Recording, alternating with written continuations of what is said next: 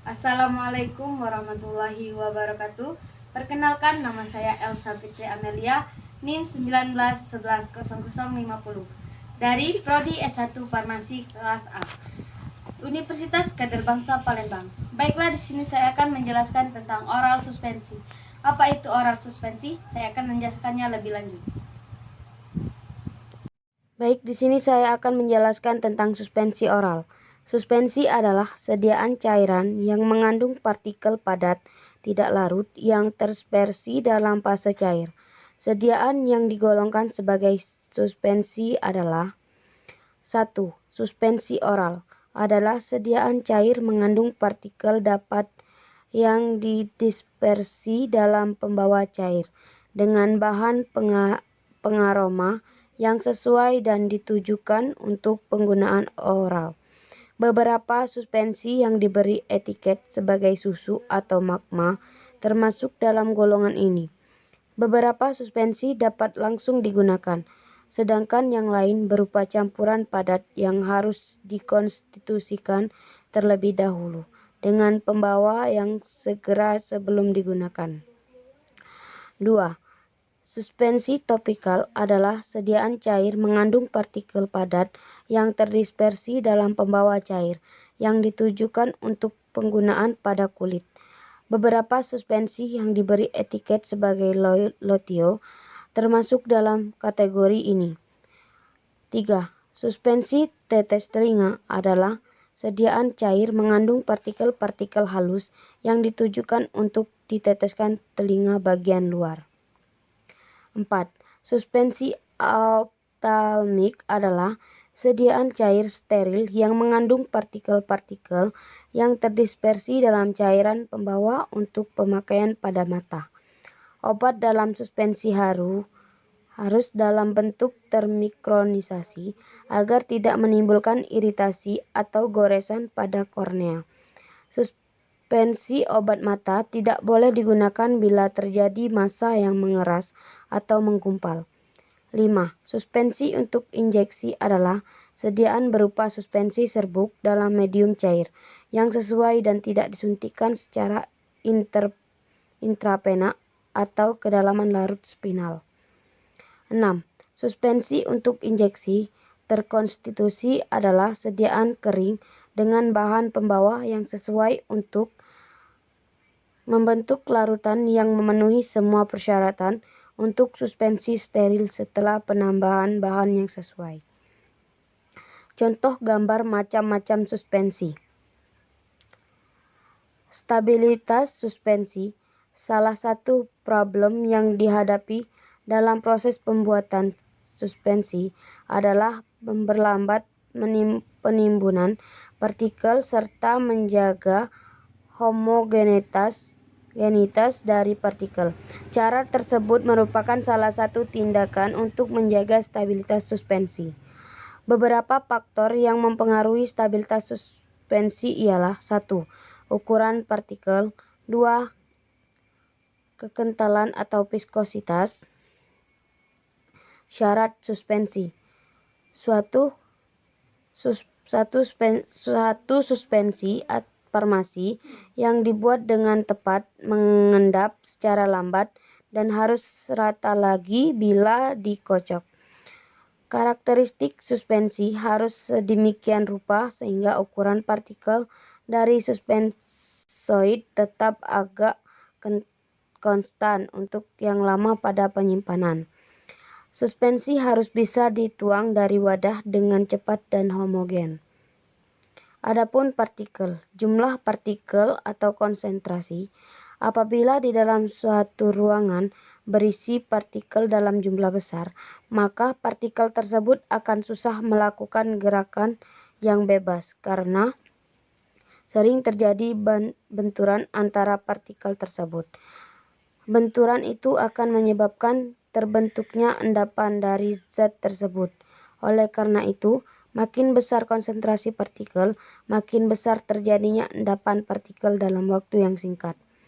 Sifat atau muatan partikel. Dalam suatu suspensi, kemungkinan besar terdiri dari beberapa macam campuran bahan yang sifatnya tidak selalu sama.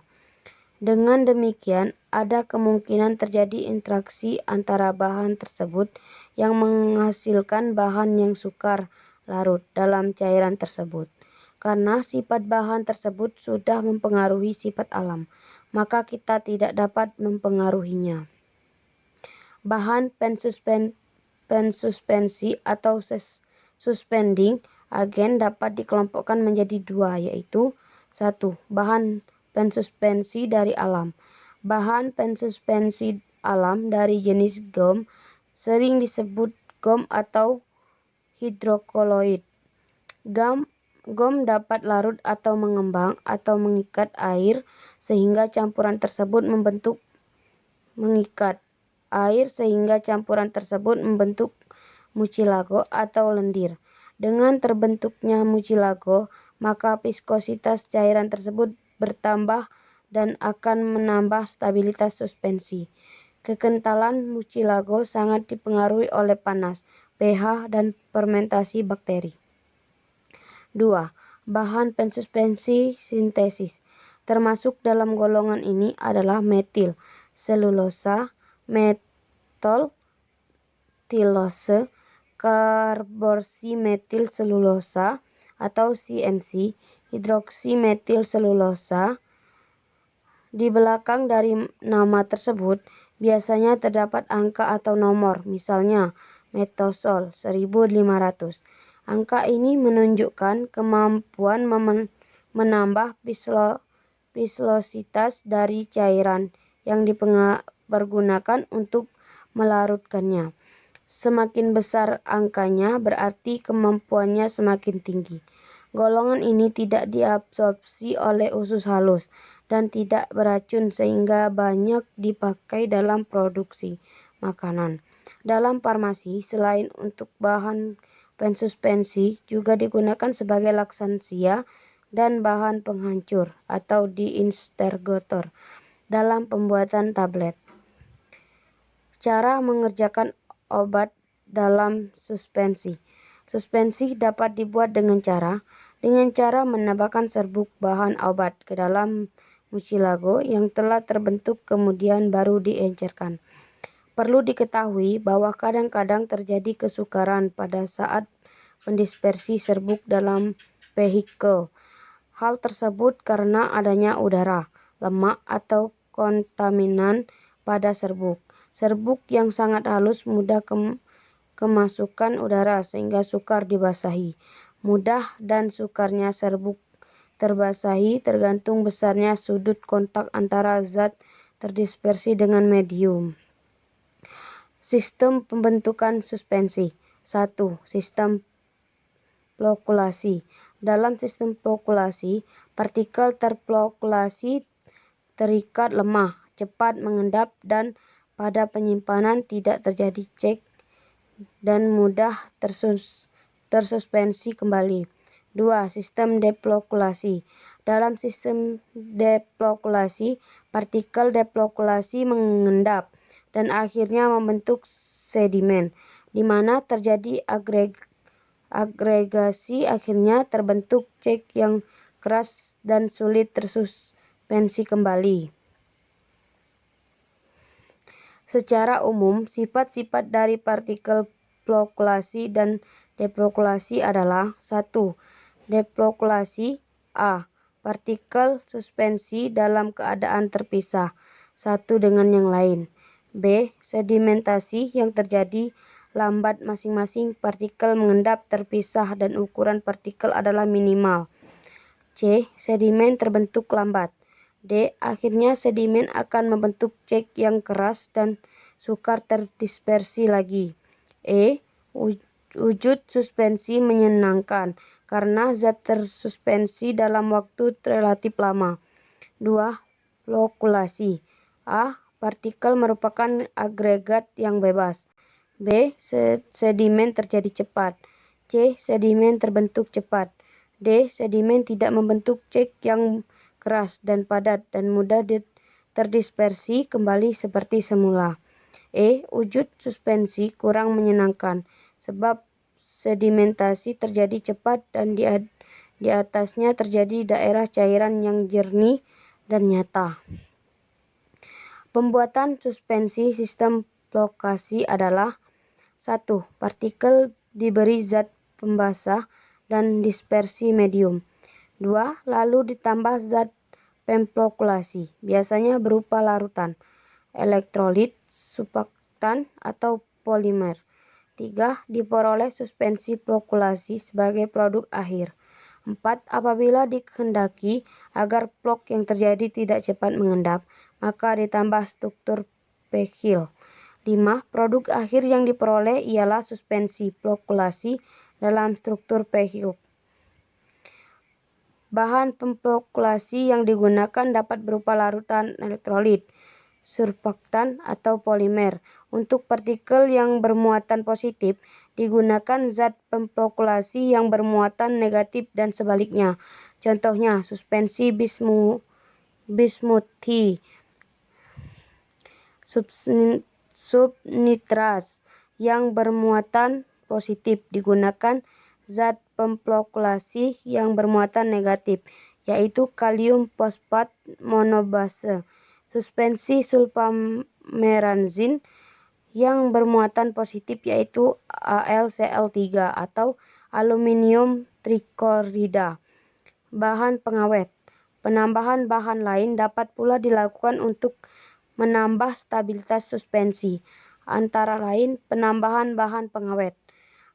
Bahan ini sangat diperlukan terutama untuk suspensi yang menggunakan hidrokoloid alam, karena bahan ini sangat mudah dirusak oleh bakteri. Adapun kelemahan dan keuntungan suspensi. 1. Keuntungan sediaan suspensi antara lain sebagai berikut. A. Bahan obat tidak larut dapat bekerja sebagai depo yang dapat memperlambat terlepasnya obat. B. Beberapa bahan obat tidak stabil jika tersedia dalam bentuk larutan. C. Obat dalam sediaan suspensi rasanya lebih enak dibandingkan dalam larutan, karena rasa obat yang tergantung kelarutannya. 2. Kerugian bentuk suspensi antara lain sebagai berikut. A. Rasa obat dalam larutan lebih jelas. B. Tidak praktis bila dibandingkan dalam bentuk sediaan lain, misalnya pulveres, tablet, dan kapsul. C. Rentan terhadap degradasi dan kemungkinan terjadi reaksi kimia antara kandungan dalam larutan di mana terdapat air sebagai katalisator. Kesimpulan dan saran. Kesimpulan, dalam membuat sediaan suspensi, kita harus memperhatikan syarat-syarat atau karakteristik bahan yang akan digunakan sehingga hasilnya memuaskan. Kita juga harus mengetahui pengetahuan kekurangan dan kelemahan dari sediaan suspensi, serta mengetahui faktor-faktor yang mempengaruhi formulasi pembuatan sediaan farmasi. Saran, sebagai tenaga kefarmasian, kita harus mempelajari dan memahami tentang sediaan suspensi, karena sangat bermanfaat dalam dunia farmasi yang akan kita geluti. Mungkin itu saja yang dapat saya sampaikan, lebih dan kurang saya mohon maaf. Saya ucapkan terima kasih.